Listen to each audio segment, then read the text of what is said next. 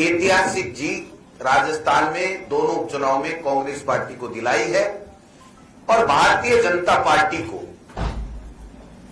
तीसरे नंबर और चौथे नंबर के ऊपर धकेलने का काम किया है।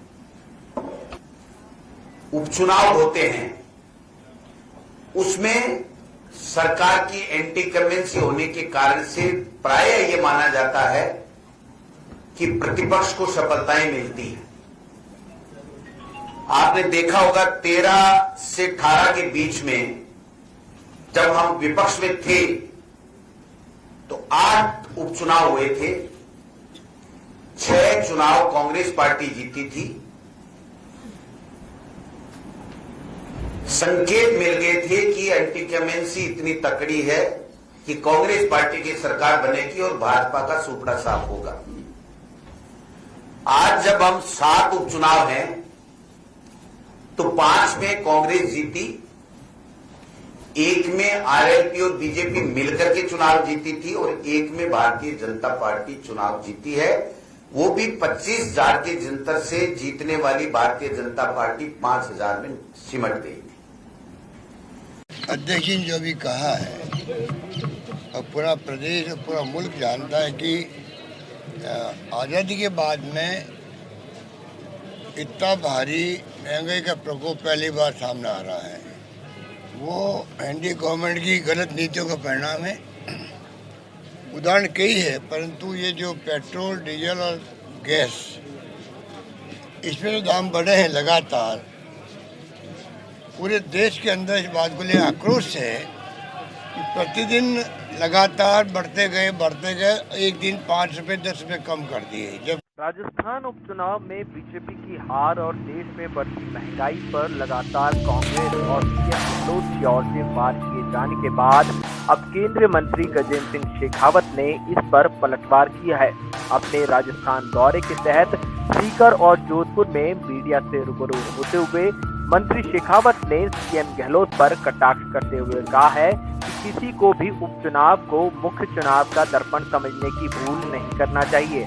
उन्होंने कहा कि उपचुनाव की धारणा अलग होती है और मुख्य चुनाव की अलग। वहीं पेट्रोल डीजल पर सरकार को घेरे जाने के मुद्दे पर केंद्र मंत्री ने सीएम गहलोत को पंजाब का उदाहरण देते हुए कटाक्ष किया है। मंत्री शेखावत ने क्या कहा है, जानिए इस रिपोर्ट में। इस तरह की तैयारी सर, अभी उपचुनाव में भाजपा जबकि चुनाव हार चुकी है। देखिए, मुझे लगता है कि उपचुनाव को यदि मुख्य चुनाव के का दर्पण ऐसा समझने की भूल अगर कोई भी पॉलिटिकल पार्टी करेगी, चाहे वो सत्ता में है या बाहर है, न जो बाहर है उनको मायूस होने की आवश्यकता है और न जो सत्ता में बैठी हैं उनको उसको लेकर के खुश होने की आवश्यकता है। उपचुनाव अलग स्केल पर लड़े जाते हैं, अलग कारण से लड़े जाते हैं, अलग तरह की परिस्थितियों में लड़े जाते हैं। भारतीय जनता पार्टी वो कह रहे हैं कि आप केंद्र सरकार को कह रहे हैं कि आप रेट फिर से कम करेंगे हम, तो आप फिर से रेट बढ़ा देंगे। इस पे आपका क्या कहना है? मुझे लगता है कि इससे ज्यादा हास्यास्पद कुछ नहीं हो सकता। माननीय मोदी जी ने, हम सब जानते हैं कि देश में पेट्रोल डीजल की प्राइसेस, पेट्रोलियम प्रोडक्ट्स की प्राइसेस जो है वो मार्केट ड्रिवन है, उसमें सरकार का कोई इंटरफेरेंस नहीं होता। लेकिन चूंकि प्राइसेस जो है लगातार बढ़ रही थी, इंटरनेशनल मार्केट में प्राइसेस बढ़ने के कारण से लगातार बढ़ती जा रही थी, माननीय प्रधानमंत्री जी ने अपने कर राजस्व में कटौती करके लोगों को, देश के नागरिकों को राहत देने के लिए काम किया। देश की कम से कम 10 से ज्यादा प्रदेशों की सरकारों ने भी तुरंत त्वरित निर्णय करते हुए जो है वो अपने यहाँ पर अपने कर राजस्व में भी तदनुसार कटौती की। कांग्रेस शासित प्रदेश ने भी बड़े ढोल नगाड़ों के साथ में पंजाब प्रदेश ने भी कटौती की है। मैं तो आपके माध्यम से प्रश्न करना चाहता हूं माननीय मुख्यमंत्री जी से कि या तो कांग्रेस के पंजाब के मुख्यमंत्री ना समझें और या आप समझ नहीं पा रहे हैं। अब असीम संभावनाओं का क्षेत्र है और भारतीय जनता पार्टी के परिप्रेक्ष्य में, क्योंकि भारतीय जनता पार्टी अब की बार पहली बार 117 सीट पर सभी सीटों पर चुनाव लड़ने वाली है। आज तक हम जूनियर पार्टनर के रूप में काम करते थे। मैंने धरातल पर जाकर के देखा है, वहाँ असीम उत्साह है।